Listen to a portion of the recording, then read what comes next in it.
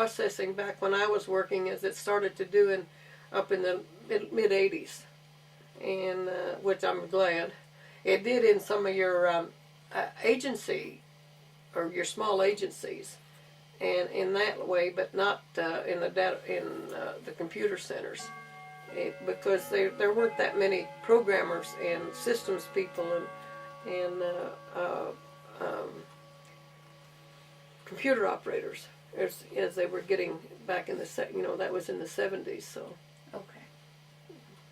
So you didn't really run into it? Not okay. Really, All right. I was just curious because. And of course, working with the government, you could not ever say what party you were for or who you were going to vote for or anything like that. And when they would come through, a lot of times they'd go through these parking lots, and at that time they'd put bumper stickers on it, have candidates on them.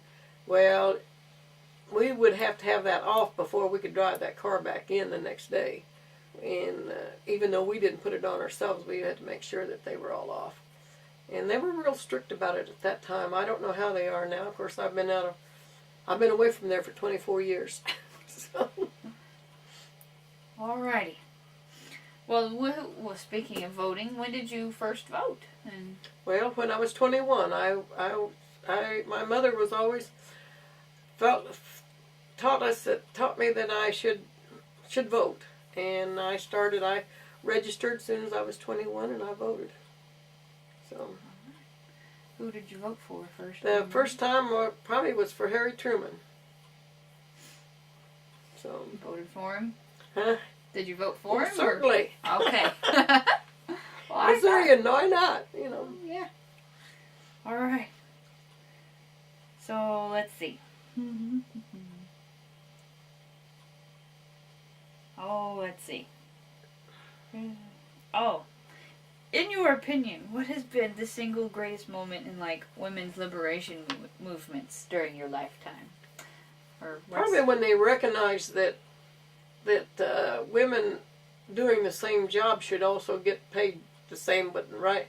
I understand that they still aren't quite up to where they're supposed to be, but they were starting to work that way back in the 70s, because you could sit right beside somebody doing the same job you were, and just because it was a guy, why they made more money than you did.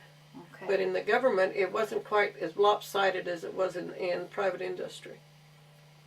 Okay. And why do you think that was? Because, the government, I guess because they were, you had to bid on jobs, and they always went by, had equal opportunity, and there wasn't much they could do, and they had to recognize them. Okay. Because they were recognized in the government a lot sooner than they were out in some of the private industry. Okay. So, let's see. Did you get into, rebellion or anything? The only thing I can tell you that I rebelled against was when I was working at Pratt Whitney, they decided to have the union come in. And we had guys overseas that were getting shot at and killed. And here were these dumb union people out there trying to strike against the government, or against Pratt Whitney.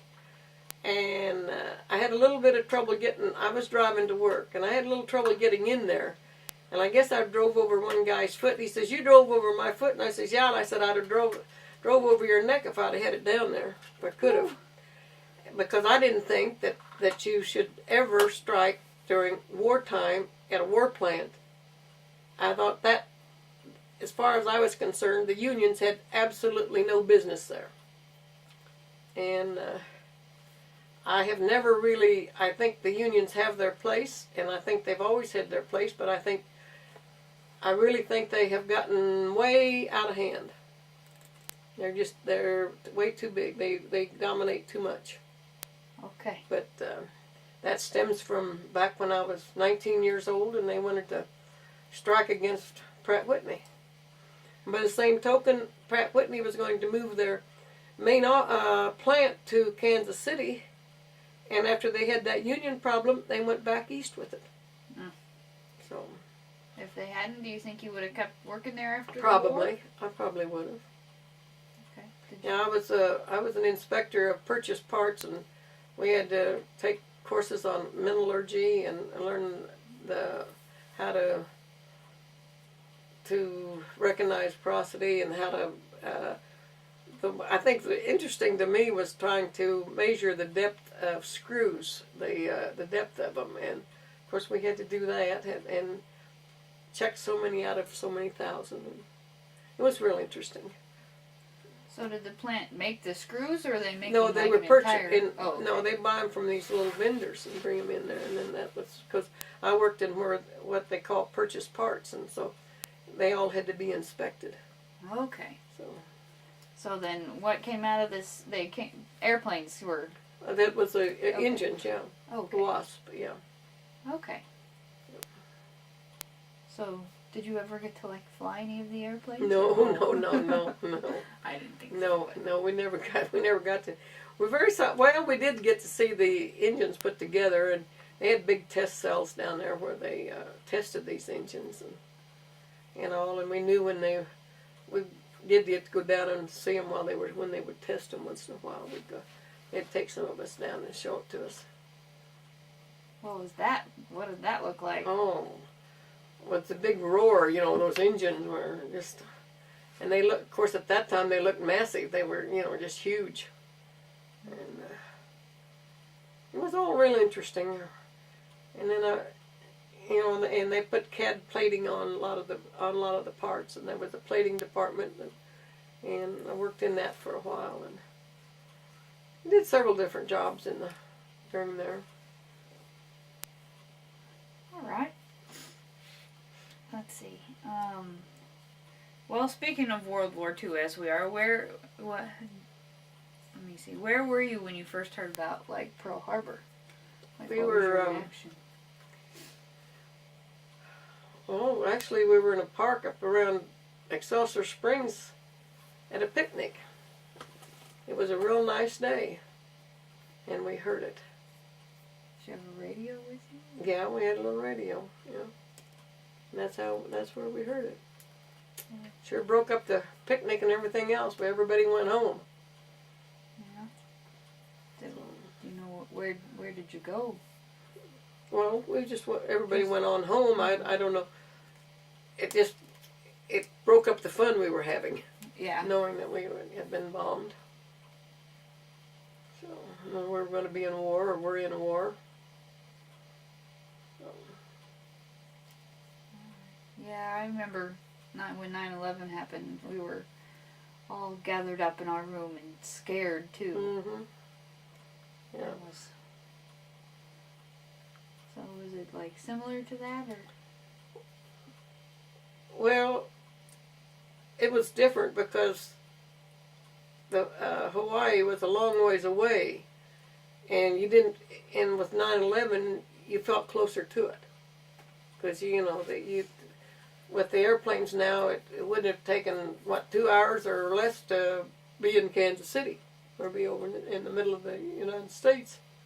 So different, lots different, and. Okay. Well, in that little vein, do you remember? Let's go with something slightly happier, Okay. the first lunar landing. Do you remember? Did you watch that on TV, or? Certainly did, right down here. In this. When they first walked on the moon, yeah. We rented a TV and brought it down. Oh. Okay. So. Did you have a party? There were several of us here that were here. I don't remember how many was in here. There probably was 8 or 10 people in here at the time, and of course this house was just these 2 rooms at that time. Oh, just that. It's that room and this room. So. Oh. And this was more like a porch than it was a closed-in porch, because it had been just a screened-in porch. So in this house, this was the bedroom, and there's just this in the kitchen and the bathroom? Well, the bed was in there, and the stove and refrigerator was over there, and okay. Yeah, it's been moved around a little bit. yes, and then added on. Okay. Yeah. And you bought this house in 67, did you say? 1967, yeah. Okay.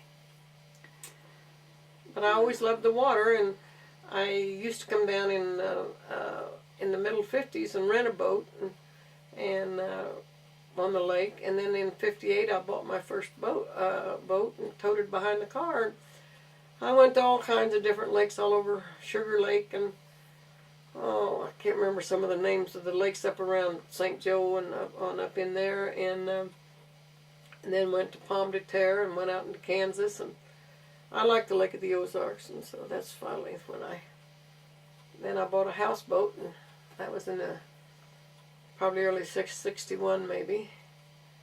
And I was on it until I sold it in 67 when I bought this place.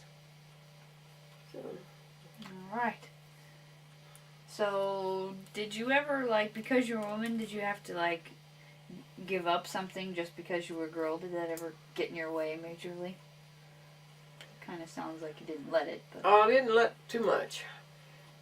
Well, of course, way back, women couldn't, before I was 18, before I was 21, you couldn't have anything in your own name. Like, you couldn't have a car in your name like you do now, and anybody can have it. I guess, I don't know how old you have to be to have them in your name. And you couldn't have a charge account or anything else until you were 21. And, basically, I think I took care of most everything I ever wanted after I got to be 21. All right. So, never needed, like, a man to support you? No, I never had a man to support me. I always supported myself. So, I never found one that could support me any better than I could support myself, so that was it. Okay. That sounds good. Okay.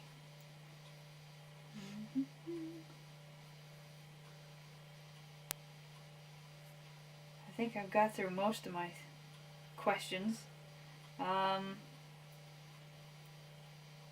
We could... There's got to be one. Talked about that. We talked about voting.